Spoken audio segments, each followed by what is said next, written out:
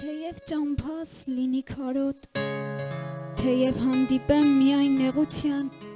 քեզ կբարձրացնեմ օրհնության աղոթք, դու ես իմ հույսը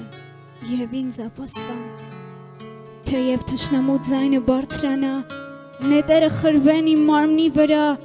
լինեմ ուժասպառ կամ լինեմ անզոր, ես կվստահեմ քո խոսքին հզոր։ Քո խոստումներն են օգնում, որ ապրենք, որ տեսնենք ելքը և քեզ մեծարենք։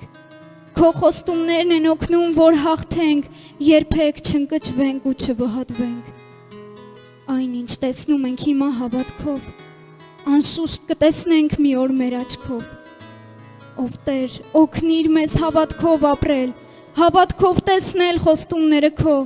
հավատքի կյանքում օր-օրի աճել, փառավորել քեզ կյանքով ու հոգով։ Ու թեև մահվան ստվերով անցնեմ, դու իմ հովիվն ես, ես կարիք չունեմ։ Հանդարտ ջրերով ինձ կառաջնորդես